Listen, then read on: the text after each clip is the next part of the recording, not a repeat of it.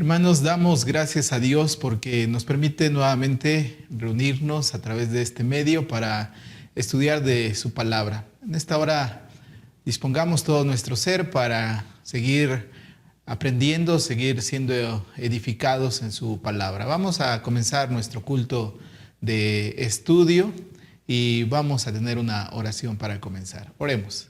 Señor, gracias te damos porque nuevamente nos das esta bendición. Y ahora, Señor, te rogamos que durante este tiempo, tu Señor, nos abras el entendimiento, nos hagas sensibles a lo que tú manifiestas para nuestra vida. Señor, que en este tiempo todo nuestro ser lo pongamos en tus manos para que tú nos vayas moldeando. Señor, necesitamos cada vez más, siempre, de tu gracia que transforma nuestra vida. En tus manos nos ponemos en estos momentos y te lo rogamos todo humildemente en el nombre de nuestro Señor Jesucristo. Amén. Bien, hermanos, ahora vamos a cantar el himno, más bien el canto que se titula y que ustedes lo pueden ver en su pantalla, Al estar aquí.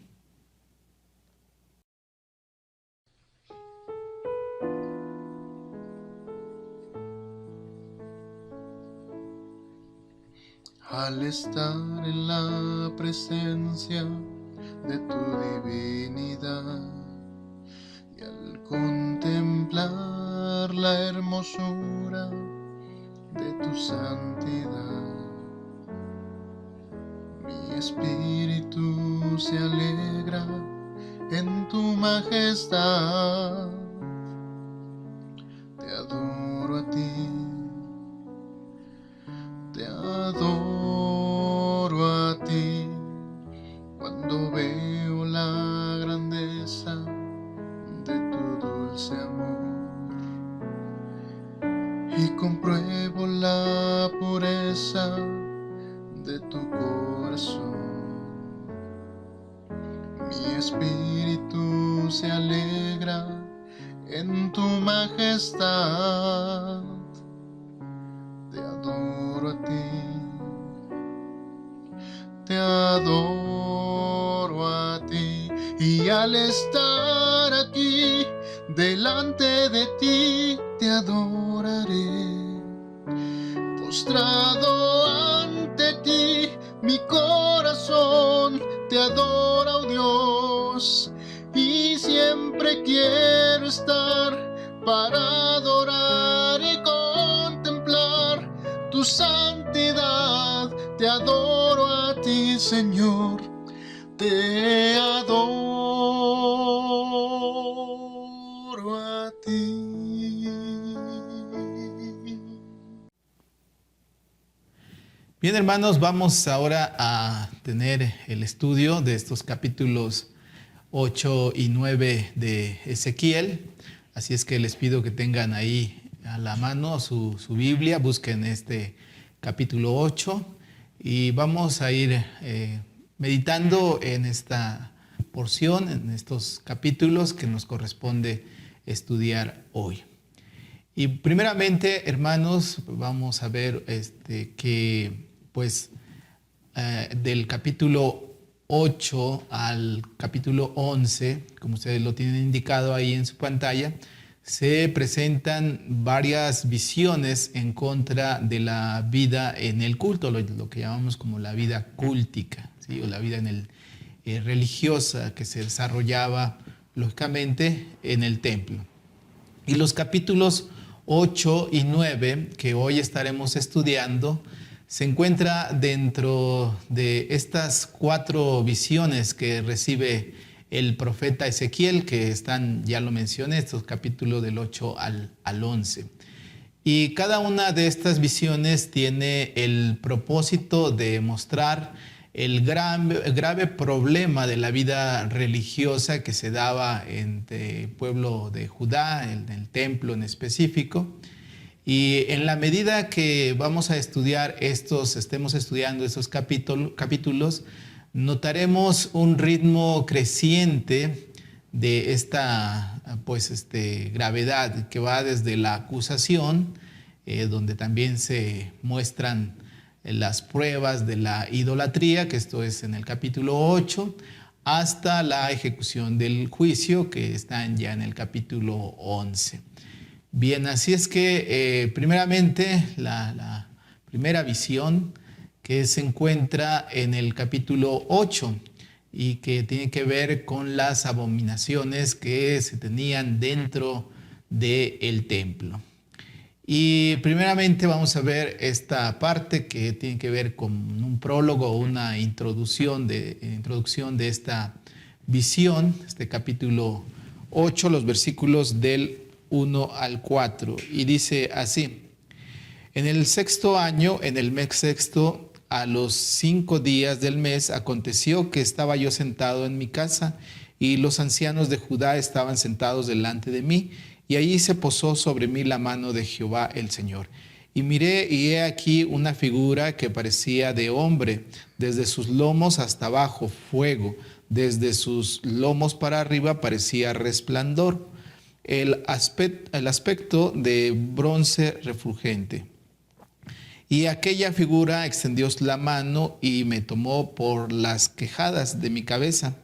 Y el Espíritu me alzó entre el cielo y la tierra y me llevó en visión de Dios a Jerusalén, a la entrada de la puerta de adentro que mira hacia el norte, donde estaba la habitación de la imagen del celo, la que provoca a celos. Y he aquí, allí estaba la gloria de Dios de Israel, como la visión que yo había visto en el campo. Bien, así es que en esta parte vemos que, pues, como ya lo mencionaba, estos versículos sirven como una introducción, un prólogo a estas 4 visiones que estaremos viendo ya más adelante y que además nos presenta el contexto.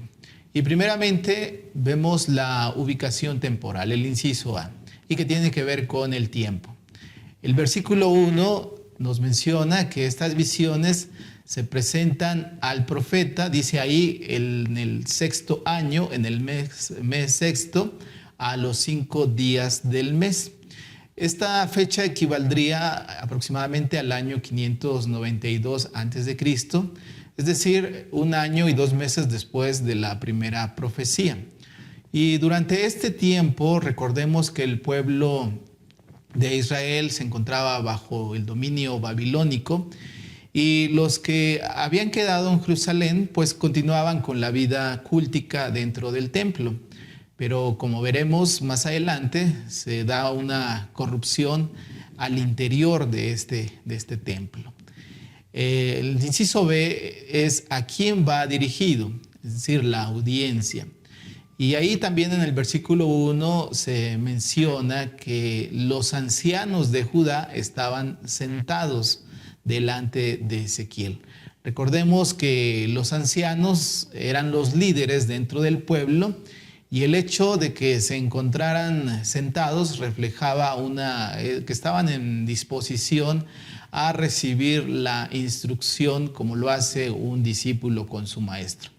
Y bueno, al parecer Ezequiel había adquirido una posición de respeto entre los deportados en Babilonia. Esto pareciera contradecir lo que ya se ha mencionado anteriormente en los capítulos anteriores sobre el rechazo del pueblo a escuchar el mensaje de Dios. Y bueno, lo que aquí deberíamos preguntarnos es qué tan dispuestos estaban estos líderes de llevar a la práctica el mensaje que les daba el profeta.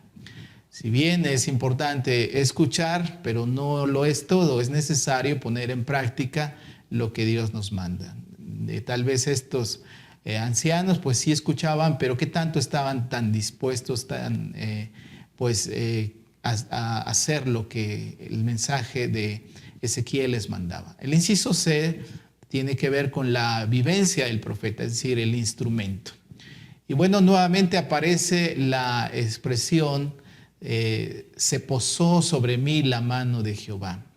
Esto, recuerden, ya se mencionó ahí en el capítulo 1, versículo 3, también en el capítulo 3, versículo 22 de este libro, con lo cual aquí se indica que, pues como ya lo hemos dicho en otras ocasiones, la revelación que recibe Ezequiel no era producto de él mismo, sino que era Dios quien se lo revelaba. Y aquí cabe mencionar que en esta expresión se hace un mayor énfasis en la fuerza con la cual es tomado el profeta. Llama la atención esta expresión, ¿verdad? Que dice, me tomó por las quejadas. Otras traducciones mencionan, me tomó de los cabellos. Esto resalta pues la fuerza con que es tomado el profeta Ezequiel. También resalta lo repentino y la incomodidad de esto llamado. Imagínense ser tomado de los pelos. Bueno, cada uno de nosotros, hermanos, si hemos de servir en el propósito de Dios como esos mensajeros de Dios, pues necesitamos cada vez ser tomados con mayor fuerza por la mano del Señor. Así es que, hermanos, dejemos totalmente nuestra vida bajo su dirección para que podamos ser esos instrumentos en sus manos. El inciso D, pues tiene que ver con la ubicación geográfica, es decir, el lugar donde se dan estas visiones. Si bien se hace referencia al templo, debemos tener presente que pues, se trata de una visión.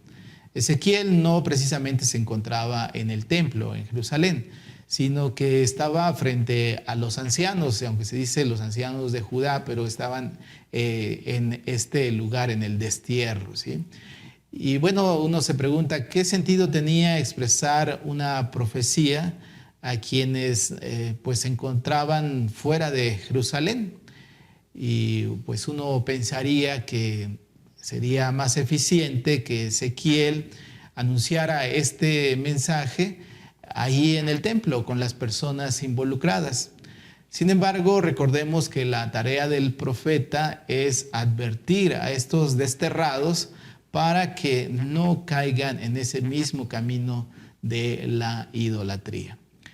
El inciso E, que tiene que ver con la situación religiosa. Ustedes pueden ver ahí esta imagen también en su pantalla. Esta se encuentra a partir de la expresión que encontramos en el versículo 3, donde dice ahí, me llevó en visiones de Dios a Jerusalén, a la entrada de la puerta de adentro que mira hacia el norte. El croquis que ven ustedes ahí del templo, pues podemos ver que el templo tenía varios atrios. Y la puerta a la que se refiere es la que daba acceso al atrio interior. Y de esta manera, pues ahí Ezequiel en esta visión le permitía ver el altar. El recorrido de Ezequiel comienza desde el gran atrio exterior hacia el atrio interior de la casa de Jehová. Vean ustedes ahí también esta imagen que ahí tienen. A medida que van ingresando al templo, se va dando la severidad del pecado. Vamos a recorrer esa imagen para que ustedes puedan ver a qué nos estamos refiriendo, ¿sí? Vamos a notar también que hay una frase que se repite. Aquí lo menciona, dice, pero vuélvete aún y verás abominaciones mayores. Esto lo vemos ahí en el versículo 6, el 13 y el 15 de este capítulo, donde se va dando ese desarrollo de ese creciente decaimiento. Y bueno, la introducción termina haciendo referencia a la gloria de Dios, en este versículo 4, que también aparece en el capítulo 11, versículo 22, para cerrar estas visiones. Y la mención de esta frase es para contrastar esta presencia de la gloria de Dios con la imagen de celo, este ídolo. Quizá del profeta trató de despertar en sus oyentes la pregunta, ¿Puede Dios soportar estar presente en un lugar donde se lo está rechazando de esta manera? Bien, vamos a ver ahora esta sección, versículos del 5 al 18 de este capítulo, que tiene que ver con la idolatría del pueblo. En su visión, el profeta menciona 4 tipos de idolatría a los cuales el pueblo había caído, que estaba desarrollando dentro del templo. Y cuando nos referimos a idolatría, regularmente, sobre todo en nuestro contexto, la reducimos a personas canonizadas por la Iglesia Católica Romana. Sin embargo, hay muchos otros tipos de idolatría que se manifiestan en nuestra sociedad. Ídolos tales como sistemas económicos, la tecnología. Ahora podemos decir que uno de los ídolos es el celular, y algunas formas de vida que también se implantan como ídolos en nuestra sociedad. En el contexto sociocultural de aquel tiempo, la idolatría estaba estrechamente relacionada entre lo ético y lo moral. Es decir, no solo se trataba de imágenes o estatuas, sino de criterios éticos y morales que se establecían dentro de la sociedad en base a estas creencias. Ya hemos mencionado anteriormente en la lección pasada que, por ejemplo, cuando hablamos del culto a la fertilidad, pues esto provocaba desigualdad e injusticias en la sociedad. El otro, y vamos a ver ya en sí pues estas imágenes a las cuales se adoraban. Y una de ellas tiene que ver con la adoración de la imagen de Celo. Este capítulo 8, versículos 5 y 6, dice así: y me dijo, hijo de hombre, alza ahora tus ojos hacia el lado norte. Y alcé mis ojos hacia el norte, y he aquí al norte, junto a la puerta del altar, aquella imagen del Celo en la entrada. Y me dijo entonces, hijo de hombre, ¿no ves lo que estos hacen, las grandes abominaciones que la casa de Israel hace aquí para alejarme de mi santuario? Pero vuélvete aún y verás abominaciones mayores. Bien, la mayoría de los comentaristas no tienen claro si se trata de una imagen de Dios o de un Dios pagano. De cualquier manera, se trata de un ídolo, dado que una imagen de Dios, pues encierra en sí la idolatría. Y lo que sí está claro es que el propósito de esta imagen era alejar a Dios de su mismo templo. Dice ahí la pregunta que hace el versículo 6, ¿no ves lo que estos hacen, las grandes abominaciones que la casa de Israel hace aquí para alejarme de mi santuario? Ellos estaban, mediante este ídolo, esta idolatría, estaban alejando a Dios de su misma casa. Esto es lo paradójico.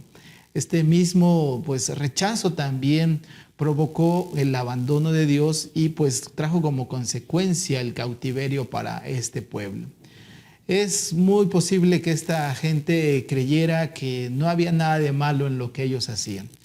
Y de esta manera no se percataba que con la adoración de esta imagen se estaban alejando de Dios. Y hermanos, debemos de tener cuidado de no caer en creencias o en hábitos religiosos que consideramos que no tienen nada de malo. Inclusive a veces podamos pensar que son agradables delante de Dios, que podamos pensar que con lo cual estamos agradando a Dios, pero que en realidad muchas veces esto nos está alejando y está alejando a Dios de nosotros.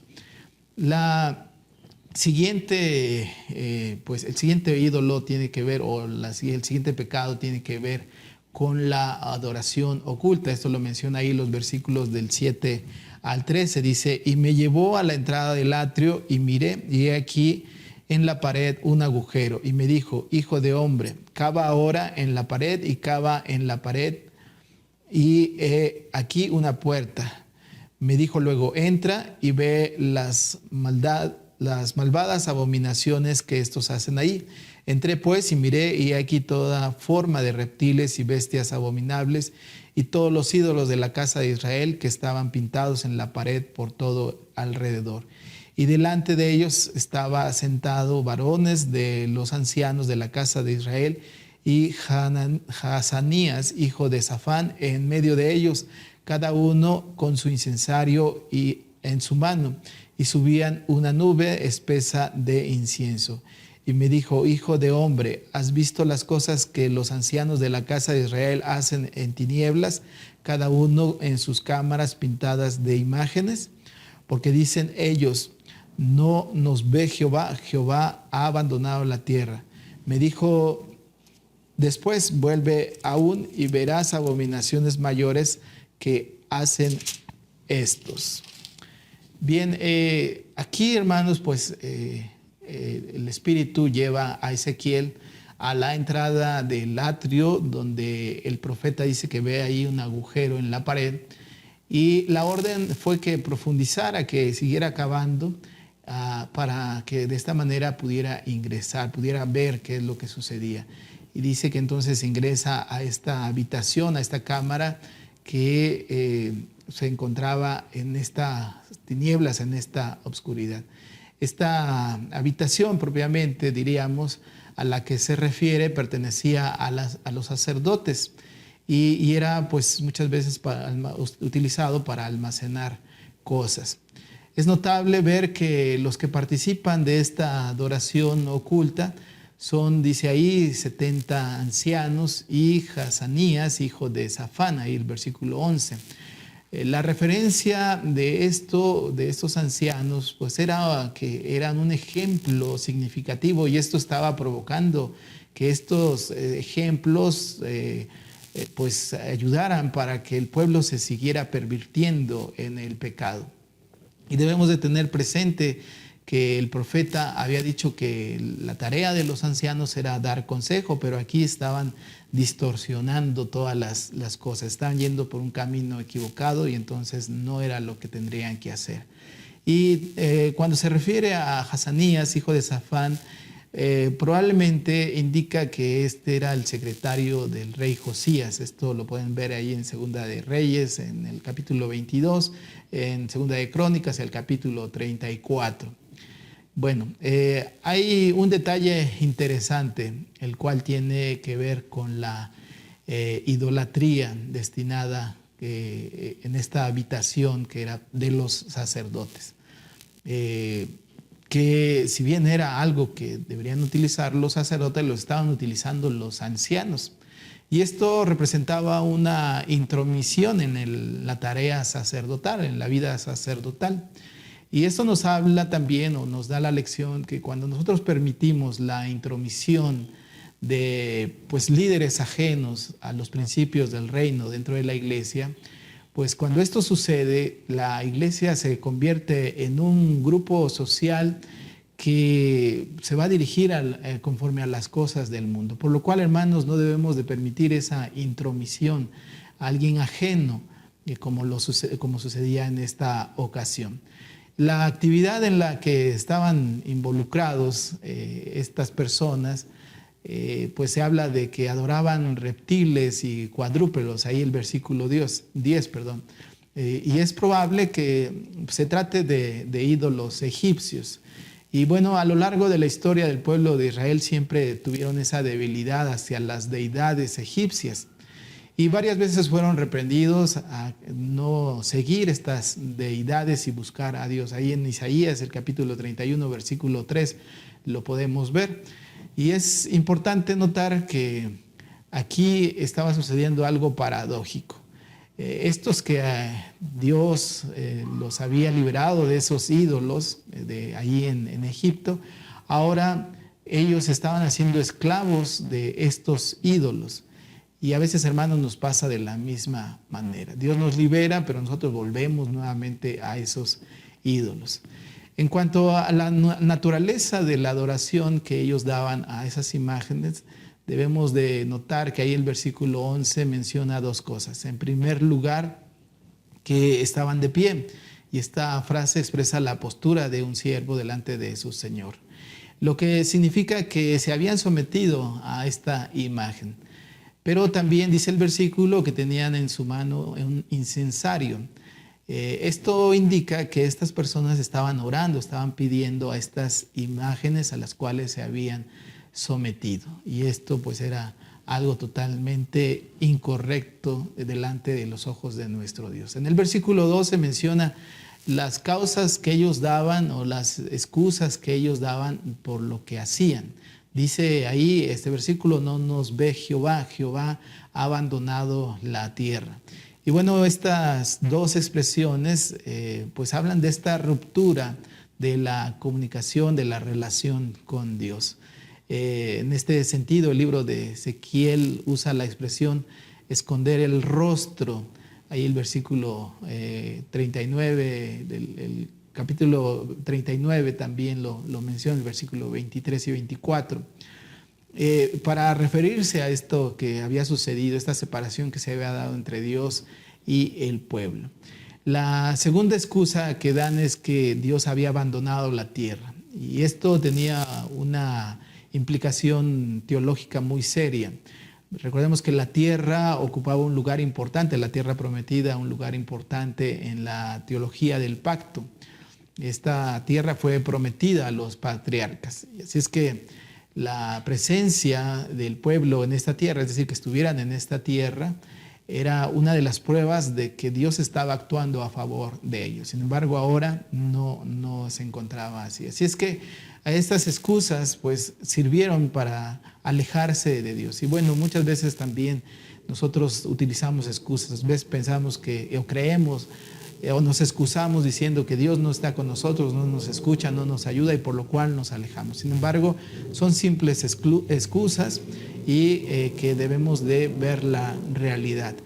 Ezequiel de manera paradójica menciona que ellos estaban pues escondiéndose de Dios ahí en estas recámaras, en estos cuartos, en estas habitaciones, pero sin embargo Dios los estaba viendo. Dios no estaba ajeno a todo lo que ellos hacían.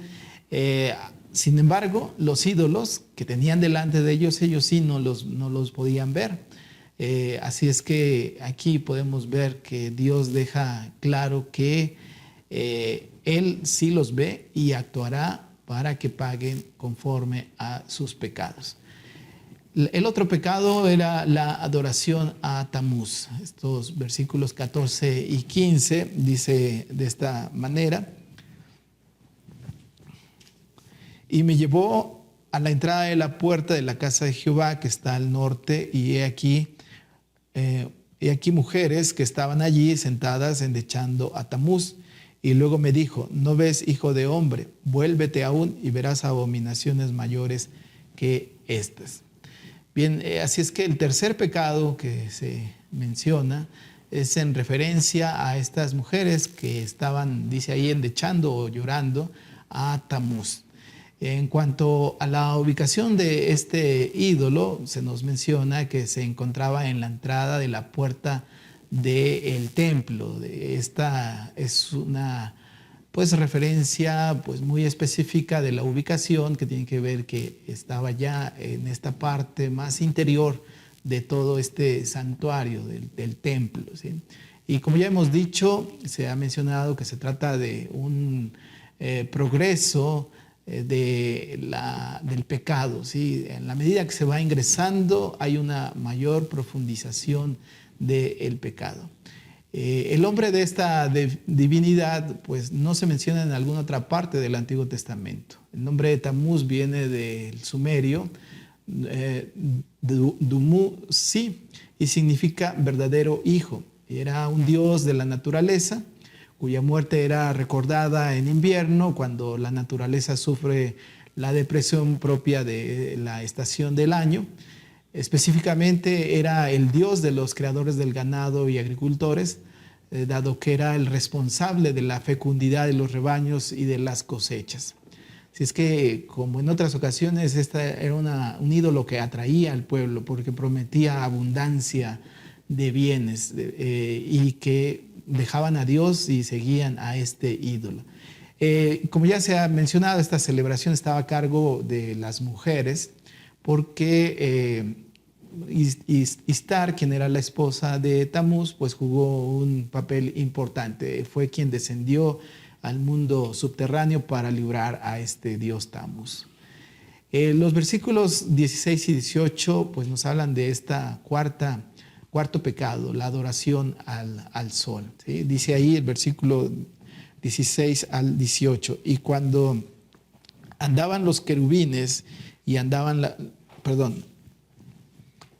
y me llevó al atrio dentro de la casa de Jehová, y aquí junto a la entrada del templo de Jehová, entre la entrada y el altar, como 25 varones, sus espaldas vueltas al templo de Jehová y sus rostros hacia el oriente, y adoraban al sol, postrándose hacia el oriente. Y me dijo: ¿no has visto, hijo de hombre? Es cosa liviana liviana para la casa de Jehová hacer abominaciones que hacen aquí. Después que han llenado de maldad la tierra, se volvieron a mí para irritarme. He aquí que aplican el ramo a sus narices. Pues también yo procederé con furor, no perdonará mi ojo, ni tendré misericordia. Y gritarán a mis oídos con gran voz, y no los oiré.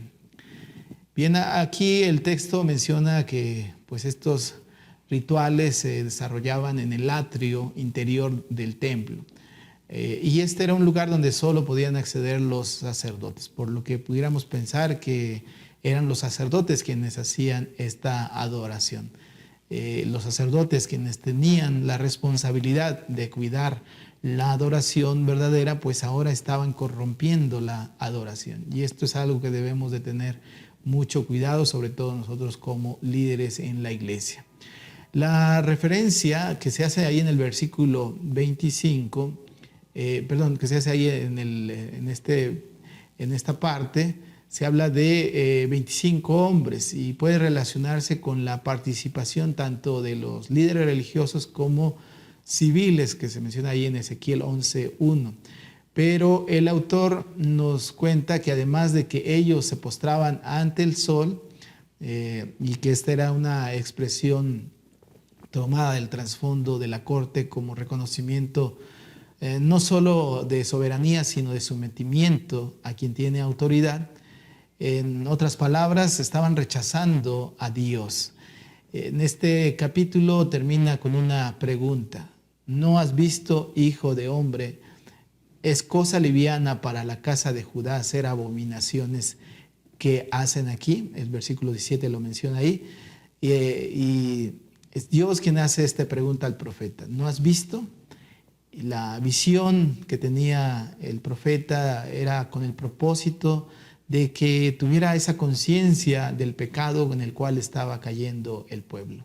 Así también cada uno de nosotros se nos pregunta: ¿qué tanto nos estamos percatando de la idolatría la cual está cayendo tal vez nuestra familia, nuestra sociedad o la iglesia? Se mencionan dos consecuencias del pecado de la idolatría que afectan al hombre y a Dios. La primera de estas afirmaciones se presenta en la frase: han llenado de maldad la tierra, o han llenado la tierra de violencia. Otras traducciones así lo mencionan. Y como ya hemos dicho, existe una relación entre los pecados del culto, los pecados cúlticos, y las relaciones sociales. Después de demostrar las implicaciones del pecado tanto hacia los que nos rodean como hacia Dios, el pasaje termina hablando de las consecuencias de lo que ellos estaban haciendo. Dice ahí el versículo 18: yo procederé con furor, no perdonará mi ojo, ni tendré misericordia, y gritarán a mis oídos con gran voz, y no los oiré. Este versículo contiene varias expresiones, las cuales ya fueron mencionadas anteriormente cuando vimos en el capítulo 5 y el capítulo 7. Sin embargo, la frase nueva que aquí se menciona es: gritarán a mis oídos con gran voz y no los oiré. Y esto muestra que sería en vano pedir a Dios, pues por su pecado Jehová no los iba a escuchar. Y hermanos, es totalmente desafortunado que nosotros podamos encontrarnos en una situación semejante, donde clamemos a Dios y no tengamos respuesta. Bien, ahora pasamos a la segunda visión de este capítulo 9. donde se da esta descripción del castigo por la idolatría. Y pues en esta sección se presenta en detalle el castigo. Ya hemos visto que primero se habla de esta, donde se detalla el capítulo 8, los pecados, y ahora viene esta condenación ya de manera específica. Y los versículos 1 y 2 se habla sobre los instrumentos del castigo. Dice, clamo en mis oídos con gran voz diciendo, los verdugos de la ciudad han llegado y cada uno trae en su mano su instrumento para destruir. He aquí que 6 varones vienen del camino de la puerta de arriba que mira hacia el norte y cada uno traía en su mano su instrumento para destruir. Y entre ellos había un varón vestido de lino, el cual traía en su cintura un tintero de escribano, y entrados se pararon junto al altar de bronce. Primeramente notemos que hay un juego de palabras en el capítulo anterior, el capítulo 8, el versículo 8, con este capítulo 9, versículo 1. Las palabras que ahí se mencionan es gritar o proclamar, igual que en el versículo 18 y el versículo 1. Y se habla de que se hace a gran voz y que, bueno, aquí la diferencia es que mientras en el versículo 18 Dios es quien recibe la voz de esta gente que clamaba, ahora es Dios quien alza la voz, quien grita, pero de una manera opuesta. Es una forma irónica en la cual se presenta este mensaje. Dios no escucharía los gritos pidiendo piedad, pero ahora Él mismo grita llamando a los verdugos. Y se habla del número de los verdugos que representa la maldad. Son 6, dice, que recuerden que el número 6 tiene ese valor simbólico.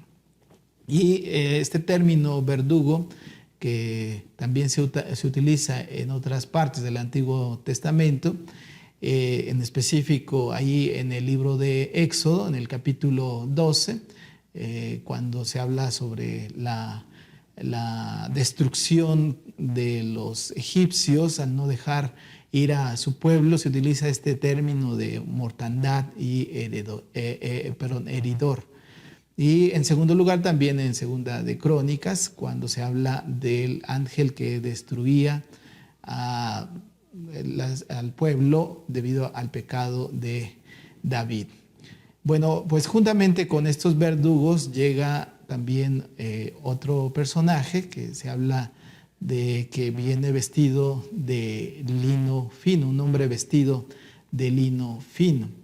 Y aquí se anticipa pues algo de su tarea al decir que lleva en su cinto los útiles de escribano y de tintero. Pueden ver esta imagen que vamos a pasar ahora, vamos a recorrerlo, y que pues se habla que este personaje tiene una vestimenta especial. Recordemos que el lino era la vestimenta sacerdotal, ahí en Éxodo lo menciona, y también el profeta Daniel habla de que este era el ropaje que utilizaba un ser celestial.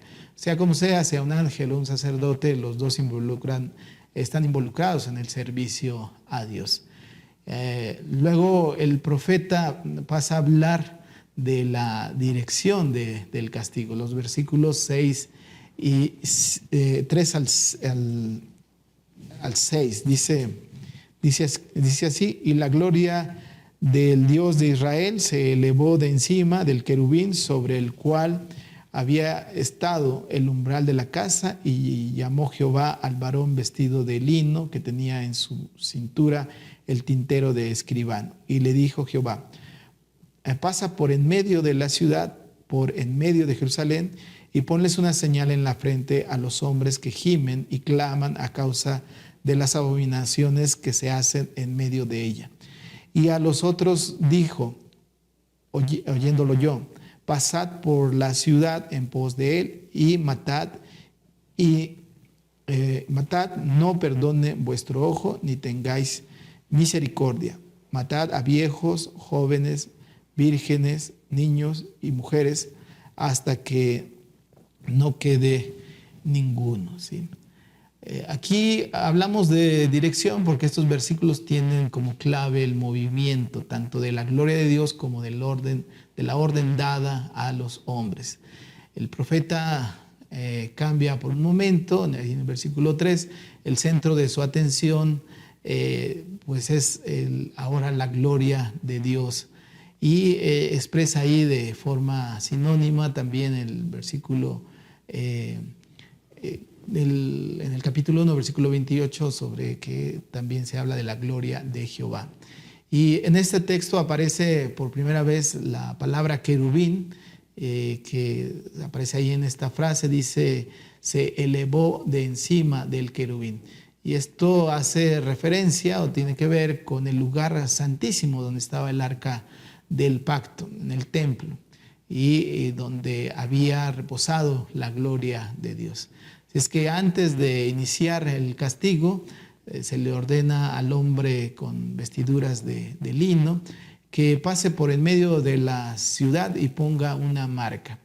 El colocar una marca era para indicar que los marcados son propiedad del Señor y por lo tanto también son intocables. Y un pasaje con el que se puede comparar este texto es Isaías 44, versículo 5, donde los que pertenecen a Dios escriben su nombre en la mano. Este mismo versículo contiene una descripción de los que recibirán esta marca. Dice que estos suspiran y gimen. Solo los que detestan la idolatría y se afligen por la pérdida de la verdadera fe se salvarán de esta catástrofe. Una vez que el relato define los que se salvarán a través de la orden dada a este hombre vestido de lino, se describe que se les ordena a los verdugos con la siguiente expresión, dice el versículo 5, y a los otros dijo, oyéndolo yo, pasad por la ciudad y en pos de él y matad. El propósito era insistir en los oyentes, en sus lectores, que las calamidades que ocurrían eran por la mano de Dios. Se termina esta orden diciendo que tenían que comenzar por el santuario. Sin duda esta indicación está basada en lo que se ha descrito en el capítulo anterior. El templo, que era un lugar santo, ahora se había vuelto un lugar donde se había profanado, habían caído en la adoración a otras divinidades. El versículo 7 contiene un llamado muy fuerte. Les dijo, contaminad la casa y llenad los atrios de muerte. Salid, y salieron y mataron en la ciudad. El verbo contaminar se refiere al aspecto ritual. Ellos habían contaminado la casa de Dios con su idolatría y ahora Dios iba a terminar de contaminar su propia casa con los cuerpos muertos de estas personas. Frecuentemente, frente al espectáculo, vemos al profeta reaccionando, intercediendo por su pueblo. Los versículos 8 y 10 dice así: aconteció que cuando ellos iban matando y quedé yo solo, me postré sobre mi rostro y clamé y dije, Señor Jehová, destruirás a todo el remanente de Israel derramando tu furor sobre Jerusalén. Y me dijo, la maldad de la casa de Israel y de Judá es grande sobremanera, pues la tierra está llena de sangre y la ciudad está llena de perversidad, porque han dicho, ha abandonado Jehová la tierra y Jehová no ve. Así pues, haré yo, mi ojo no perdonará, ni tendré misericordia, haré recaer el camino de ellos sobre sus propias cabezas. Y bueno, como hemos mencionado, aquí podemos ver esta actividad intercesora del profeta. La pregunta es ¿por qué intercede? ¿Por qué hace esto? ¿Qué es lo que lo movía?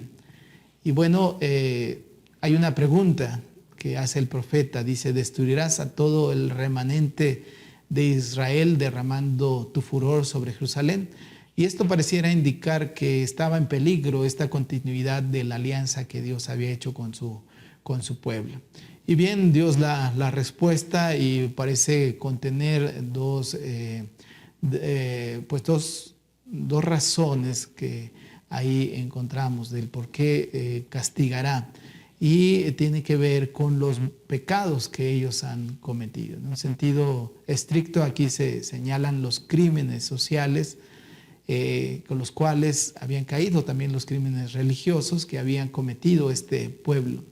Y lo primero que se nota es esta situación de la extensión y de la intensidad. Dice ahí, la maldad de la casa de Israel y de Judá es grande sobremanera. Podríamos decir es grande en extremo, es muy, muy extensa. Y también la otra frase que tiene que ver que la tierra está llena de sangre, la tierra está llena de perversidad. Bien, para concluir, pues el pueblo aceptó falsos ídolos y asimismo aceptaron falsas teologías, por lo cual pues Dios abandonó la tierra. Como ya hemos escuchado, el versículo 10 es una repetición casi textual del versículo 18 en el capítulo 8 y se vuelve a afirmar que Dios no perdonará ni tendrá misericordia. Y ahí se agrega una frase que es de forma pues muy lapidaria. Dice, haré recaer el camino de ellos sobre sus propias cabezas. Es decir, recibirán las consecuencias naturales de sus pecados, de sus errores. Y el capítulo termina, dice ahí el versículo 11, y aquí el varón vestido de lino que tenía el tintero a su cintura, respondió una palabra diciendo, he hecho conforme a todo lo que me mandaste. Así es que aquí pues se da este informe y con el cual se confirma que esta persona que lleva el vestido de lino ha cumplido lo ordenado. Y hermanos, Dios no es caprichoso, no castiga por simple ocurrencia, sino castiga al que se lo merece. Así es que si nosotros vivimos en obediencia a Dios, pues estemos tranquilos, no hay ningún problema, seremos de esos que serán guardados por Dios. Si nosotros nos mantenemos en esa fidelidad, pues estaremos siempre guardados por Él. Y hermanos, podemos decir que debido a la extensión del pecado, pues Dios actuó necesariamente para nuevamente poner en orden todas las cosas. Recordemos eso que dice ahí, ¿verdad? Que el pecado se había hecho grande cada vez más y Dios tuvo que intervenir y que poner orden. Si es que Dios es justo y no puede quedarse quieto ante tanta injusticia, ante tanta violencia, ante tanta maldad. Si es que aquí pues cabe preguntarnos el padecimiento que estamos nosotros llevando ahora en este tiempo, el mundo está padeciendo por esta pandemia y debemos preguntarnos de qué manera la maldad es tan grande por lo cual Dios quiere poner orden en medio de todo esto. Sin duda el mundo necesita ser ordenado. Y Dios está actuando por toda esta maldad que ha sucedido. Hemos destruido como seres humanos ecosistemas, hemos hecho un gran mal y se necesita que Dios actúe necesariamente para poner orden. Lo triste, hermanos, es que a pesar de que todo esto está pasando, pues no aprendemos la lección como seres humanos y no estamos haciendo cambios para que esto mejore y que pues esto nos muestra esta gran rebeldía, esta idolatría estas espaldas que le estamos dando a nuestro Dios. Vamos a terminar con una oración.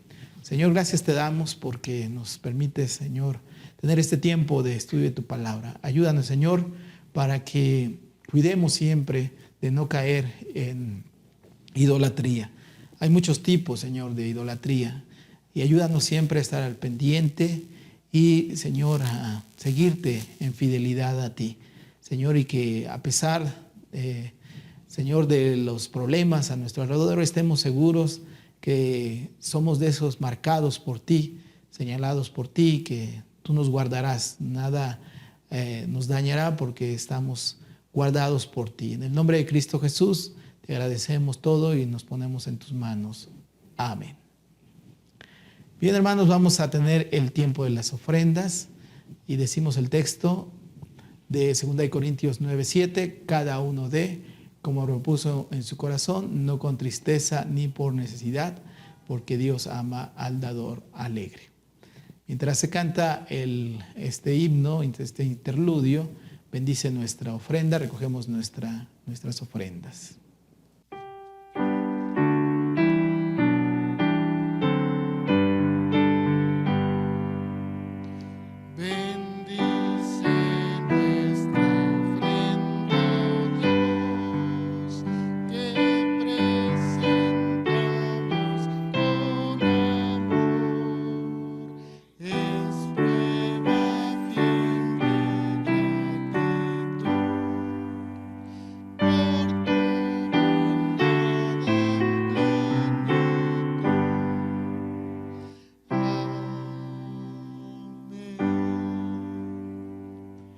Ahora hagamos la consagración. Juntos hagamos esta oración que está ahí en su pantalla. Señor Jesús, todo lo que tenemos es tuyo y todo lo que somos es tuyo. Al ofrecer estas ofrendas también ofrecemos nuestras vidas. Que todo lo que tenemos sirva para manifestar la gloria de Dios entre los necesitados. Amén. Vamos a cantar ahora el himno El cielo canta alegría, que está ahí en sus pantallas. Cantemos a nuestro Dios.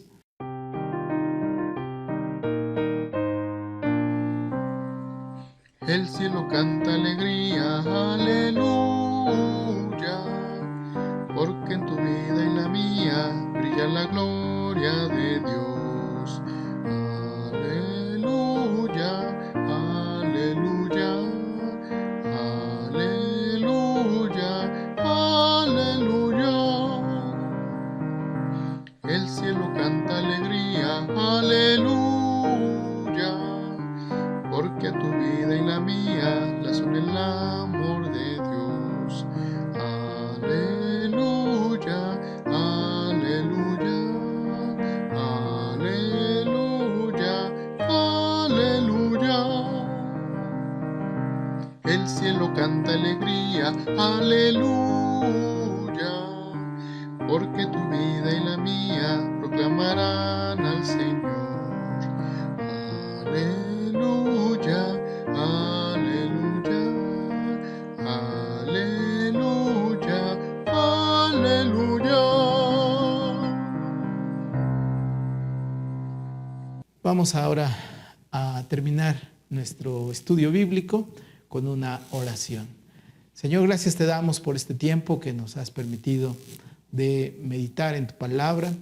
Y gracias, Señor, por tus bendiciones, porque hablas a nuestra vida. Ahora nos ponemos en tus manos. Que tú seas con cada uno de mis hermanos, hermanas, Señor, en sus hogares, donde quiera que ellos se encuentren. Guárdalos, Señor, protégelos, porque, Señor, en ti confiamos. En tus manos nos ponemos, en el precioso nombre de Cristo Jesús. Amén. Dios les bendiga, hermanos.